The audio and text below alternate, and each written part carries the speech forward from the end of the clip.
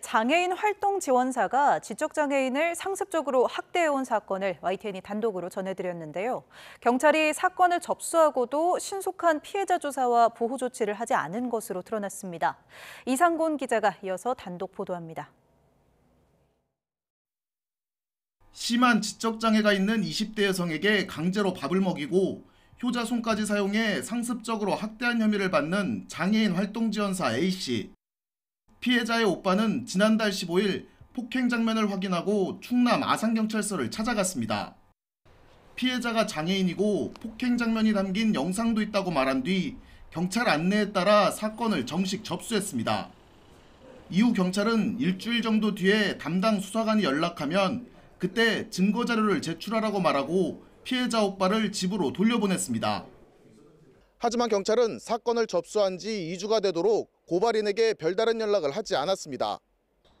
기다림에 지쳐 경찰에 전화해보니 그제야 사건을 이관해야 한다는 답변이 돌아왔습니다. 사건 발생지가 충남 공주라 고발인 조사를 마친 뒤 사건을 이관해야 한다는 겁니다. 그러면서 잡은 조사 날짜는 어린이날 연휴가 끝난 뒤인 어버이날이었습니다.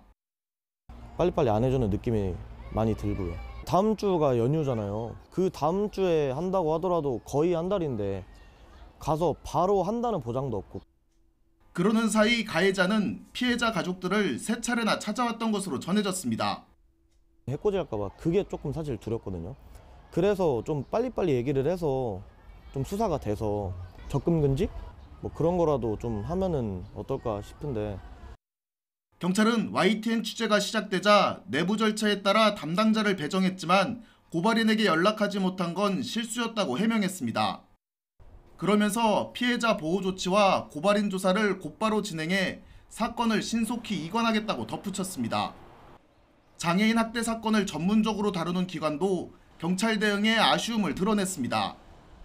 장애 특성을 이해하고 전문적으로 수사할 수 있는 인력이 부족하거나 체계가 아직 완비되어 있지 않다 보니까 신속하게 조사가 이루어지지 않는 그런 한계가 있는 것 같습니다.